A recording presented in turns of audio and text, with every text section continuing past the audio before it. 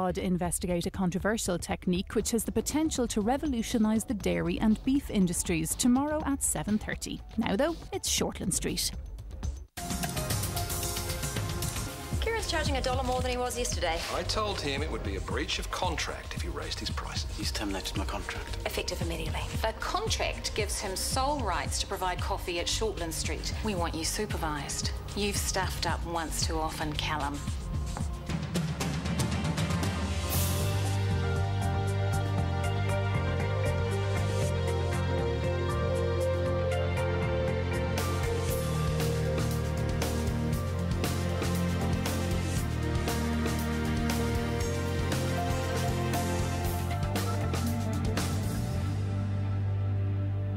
Her exact words, Gerald, were, "We want you supervised." Like the baby nurses. But I'm not a baby nurse, Gerald. I'm an experienced CEO. Yes, of course. But you know how they get preceptors when they're first starting out to make sure they don't screw up? Not that I'm suggesting that you screwed up. Well, if you're right, I could be spending the next couple of months with Helen Carson holding my hand. Oh. Oh, indeed. The woman hates me.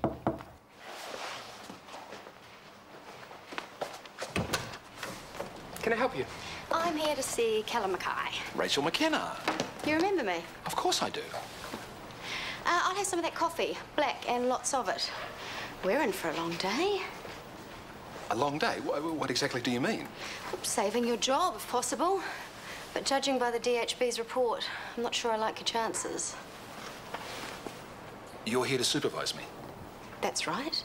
Until you can prove you deserve that swivelly chair, consider me your shadow. You paged. How can I help?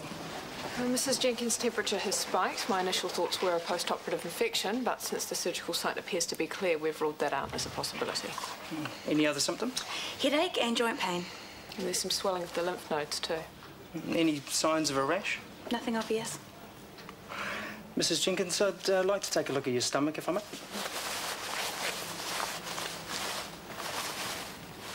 Maybe we spoke too soon. Something seems to be brewing here. What is it, a particular rash? Hard to be sure. Mrs. Jenkins, we'd like to do some blood tests, if that's all right. Blood culture's a full blood count plus UNEs. I'll leave you to organise that. Sure. Sorry, looks like you're going to be stuck with us a while longer. You won't be going home today. Can't say I'm happy. I'm not surprised. Tell you what, though, I will offer my personal guarantee that we'll get you back into your own bed as soon as possible. Deal? Deal. Must be a lucky day. Not everyone gets a special treatment. Right. Well, I think the best way for me to handle this would be to... Complete transparency on your part. I'd prefer not waste my time. Oh, I couldn't agree with you more. Obviously, this is an uncomfortable situation for both of us, and I'm committed to keep things as simple and smooth as possible. Think of me as an open book, Rachel. Oh, I will. Right. Well, let's get you settled in. I think there is a spare room next to the ED. I'll get Gerald onto IT, I shall prefer to work here. I am here to supervise you after all, and there's plenty of room for another desk. Absolutely. Now, I'll need access to your files, records, and personal schedule too. Certainly. Exactly what time frame are we talking here, supervision-wise, Rachel? Until I'm completely convinced you're capable of doing the job. Or not. All I could think was how unfair it is.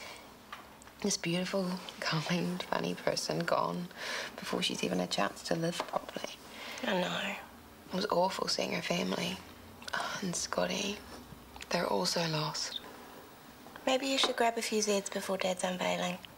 Oh, there's not really time. Well, it'll only take us 2 hours tops to get to Tauranga, so there's tons. I'm sorry, but I don't think I'll go. But you have to go. I know you're tired, but I'll look after you. Today is about your family. They're your family too. Today is the unveiling of our father's headstone. No matter how screwed up the others are about this, they're just going to have to get used to it. But if I go, it'll all be about me, and that's wrong. I saw how tough it was for Shanti's family today. I know how tough it was when my mum died. Oh, I don't want to make it any tougher. Relax out for a bit. You might change your mind. No, it's best this way.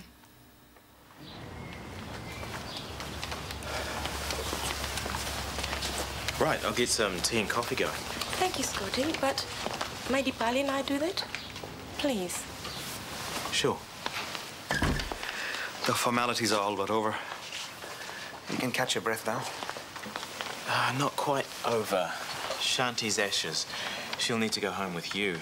I don't know what the procedure is, but there'll be customs issues and forms to fill out. We think Shanti should stay here with you.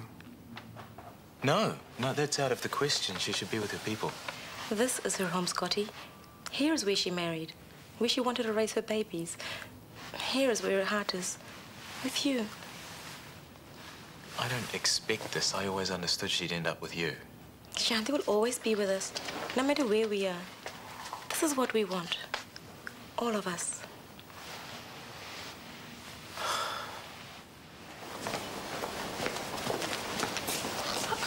Something is seriously out of whack here. What's up? Mrs. Jenkins has screened positive for dengue fever. Oh, it's within the realms of possibility. She has been in an affected area. Really? It's not in her file. She was in Asia a month ago. Thailand, it says here, see?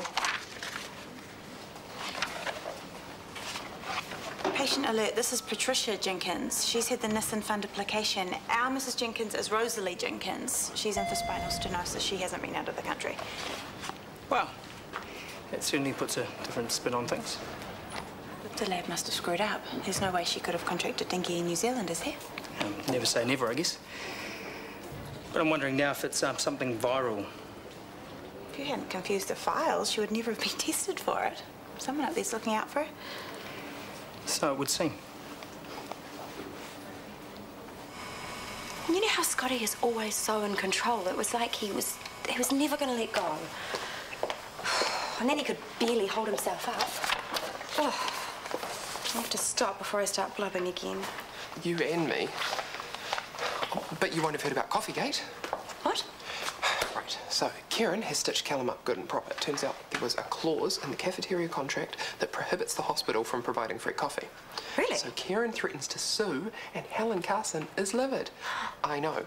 So she accuses Callum of misappropriating hospital funds. She's even sent over one of her girls to supervise him. Oh, please tell me it's not Martha Riley. No, this one's even scarier, actually. Rachel McKellar or something. I can't remember. Either way, Callum is holding onto his job by a thread. Not Rachel McKenna? That's it. That's Chris's ex. Chris's ex who pushed him out of the CEO job, slept with him, and broke Tony's heart. Oh, my lord, she's a machine. Well, a monster. No, she's a monster. A monster is exactly right. Ugh. Rachel McKenna, I never understood what Chris saw in her. Rachel McKenna is a rude, snippy little thing who's short in stature and short in character. And you, Libby Jeffries. I understand you're organising me a lease car. Today would be good.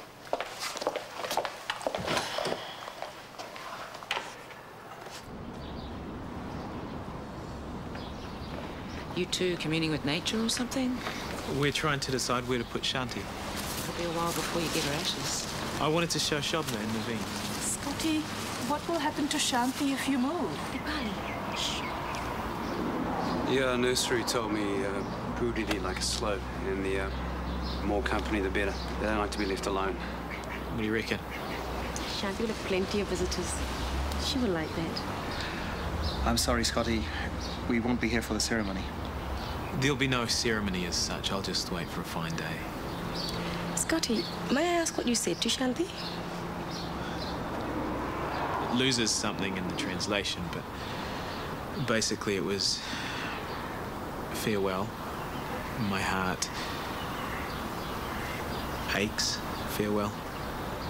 I remember when you spoke at your wedding. Can we hear what you said? Haere e taku tau. Kapa kapa taku manawa. Haere. Haere, haere. Scotty?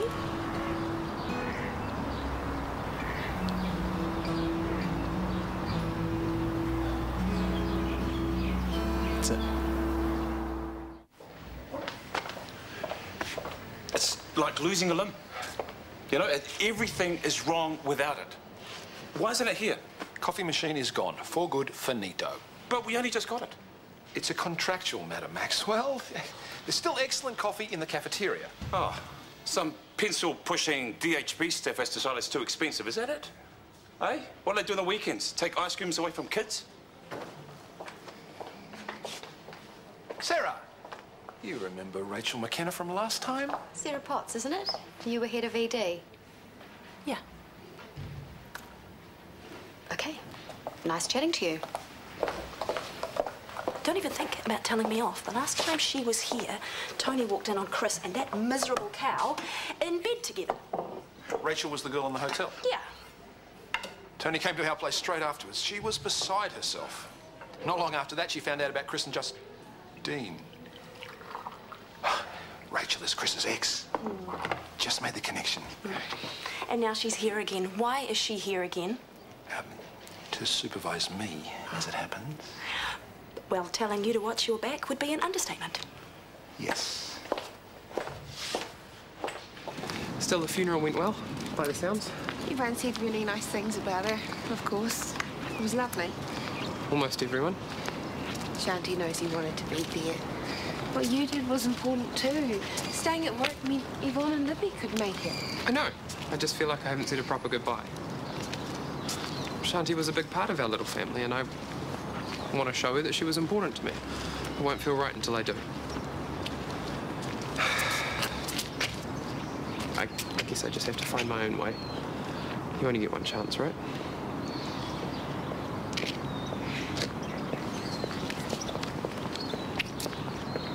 So she's definitely tested positive? Yes. But that's not 100% conclusive. Hope I'm not interrupting. We may have a problem. A post-op patient has presented with dengue fever. Well, it's most unfortunate for the patient, but I really can't see the possible problem. The problem is, how did she contract it? Well, obviously, Rachel, she's been overseas recently. She hasn't. Well, there's no other way she could have... in a single room, I take it. Yes, but in fact the virus can't be transmitted person to person. I think the best course of action is to run some more tests. No, I'm sorry, I really don't see the point. This is no time to procrastinate. We need to get onto the Ministry of Health pronto. Assuming that's agreeable? Sure. Good. Could someone rustle up Libby for me, please? I need to make a statement to the press. Given our current situation, I don't think that's wise, do you? Any statements will be made through me.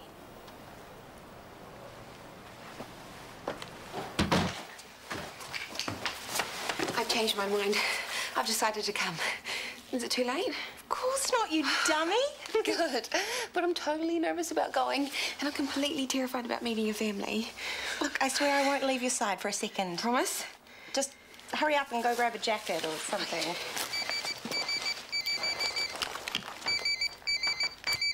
Hi, big bro. I'm leaving now, I promise. I will not be late. Stop stressing. Look, I don't want you to freak out, but Morgan's coming along too. Eric, she has just as much right to be there as we do. Well, tough, because today isn't just about Mum. She's your sister too. You can't just pretend she's not there.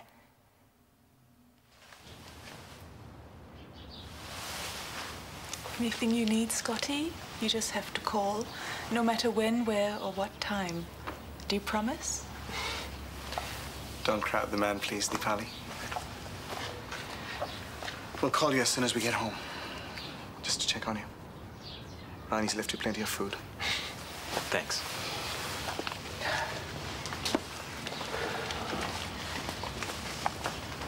I've got some photos you might like. I'll bring them around next week.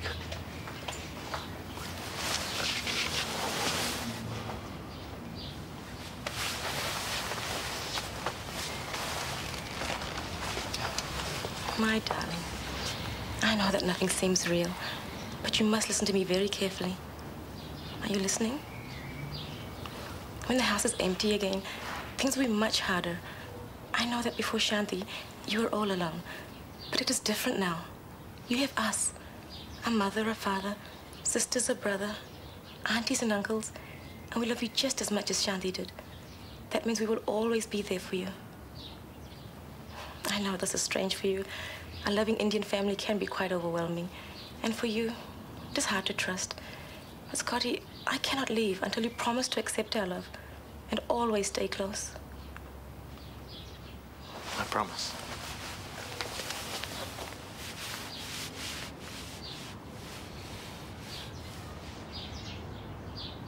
But your family hates me. They don't hate you, Morgan. They're just getting used to the idea of you. They just have to get to know you, that's all. It's a memorial service, Nicole. They're not going to get to know me. All I've achieved by being there is making everyone more stressed and miserable than they already are. Today is not the day for fighting. It should be comforting and peaceful. Well, we'll go and visit the grave ourselves. You know, on our next day off. Just you and me. We will. And today you'll go to the unveiling and support your family. And I'll be with you in my own way. That's it, just small sips. You don't have to rush. A little bitter. It's worth persisting, I promise. Temperature check. Righto. It certainly smells interesting. Herbal tincture and antiviral. It's been very successful with dengue fever in the tropics. I suggested it to Mrs. Jenkins and she was eager to try it.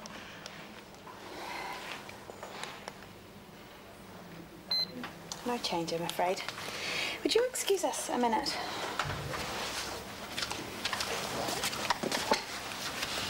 I'm pretty sure you shouldn't be giving her this.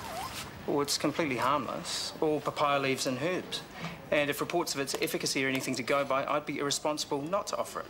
There are guidelines and protocols we have to follow here. Is this stuff even tested? What about side effects or contraindications or allergic reactions? What about you allow the person who knows what he's doing do his job?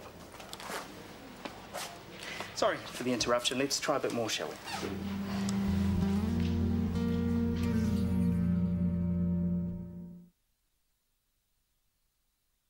The patient said she was happy to try it. I can't see why this is such a big deal. You broke protocol and administered an untested treatment. Gabrielle, I'm trying to do the best thing here. Why stick with fluids and paracetamol when I can offer something that makes a difference? So this snake oil has been trialled? Well, not formally, but there are plenty of case studies to prove how effective it is. It tackles the fever, the aches, everything much faster than conventional medicines. Throughout every affected territory, traditional herbal remedies are achieving success. You know this is the focus of my research. I'm not offering it willy-nilly. Dengue treatment, yes, but not alternative remedies. Nothing on that topic featured in your published work. Well, in order to have credibility, I need to test the product in a controlled environment. Call it a work in progress. So you're using my patient as a test subject, without permission. And I have to hear about it from a nurse. Your behaviour is totally unethical. I'm taking this to Callum. You didn't leave me any choice.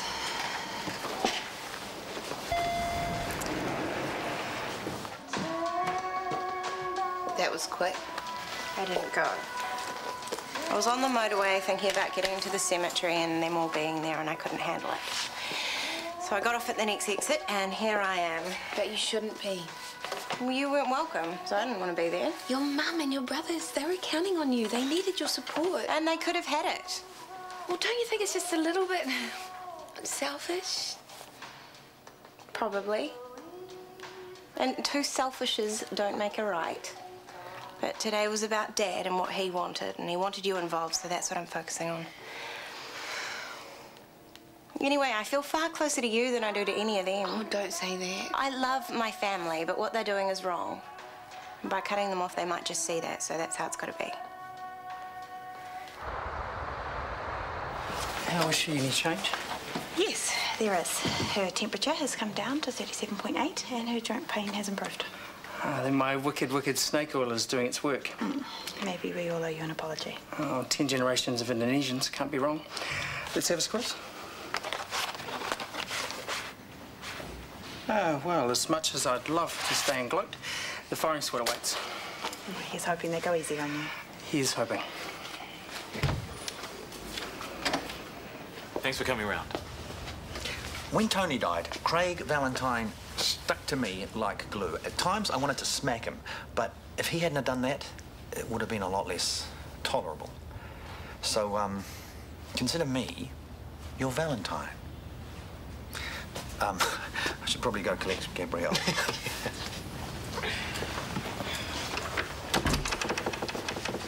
Hey, I hope you're hungry. I've got food to last till the next millennium. Hey, stop there for a while, bro. Sit down.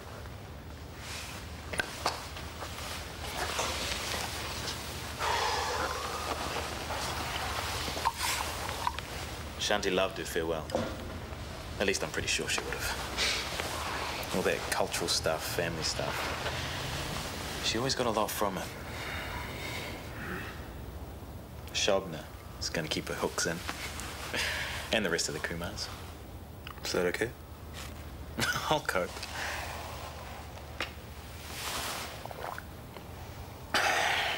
Rebecca. And we've had some rocky times, but today, she was great. You seeing the kids tomorrow? Yeah. Yeah, and what do they know about their whakapapa? Why should they miss out? And there must be some marae somewhere that us Scots come from. Some place that Dad didn't know about or didn't think to mention. I better do some digging.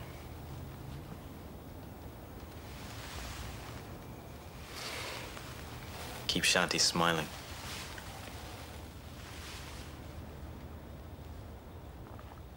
It's unorthodox, I'll admit it, but the Unorthodox? What you did is verging on the criminal. The patient agreed to the treatment. Oliver, the patient is feverish. No, she's not. Not anymore. Since I gave her the remedy, her fever has reduced significantly. So has her joint and muscle pain. It's all recorded in the charts. Serious? I'll stake my job on it. Well, let's not get ahead of ourselves. What sort of time frame are we looking at? Mrs. Jenkins showed improvement around 2 hours after commencing treatment. Well, if that's true, that's very impressive. Yeah, and completely unsubstantiated. The patient was also receiving fluids and paracetamol. All this talk about treatments, the rights and wrongs, and which one worked isn't really the big issue, is it? No, the big issue is how did she contract dengue fever? Well, if we knew when, might that not help? Difficult to pinpoint as the incubation period is anywhere between 3 and 15 days. Usually it's only 5 to 8 days before the first symptoms appear, so... Yes, but it's entirely possible that Mrs. Jenkins... Okay, everybody shut up for a minute. Mrs. Jenkins was admitted 2 weeks ago. She started showing symptoms a day ago. That means she became infected here. That's correct. She's absolutely right. In this hospital, that is impossible. There are no mosquitoes here. Certainly none of the particular variety that transmit dengue virus. You can huff and puff as much as you like, but the fact remains a patient in this hospital has the virus and could only have got it here, and we have no idea how. Right. Okay, well, look, I've informed the Ministry of Your Health. contact with them ends immediately. I'm officially instructing you to step aside. I'll be handling this from now on. Enda O'Conneen travels to Inishmore and focuses some of his philanthropic efforts on a group of budding sailors in The Secret Millionaire, Monday at 9:35 here on RTE1.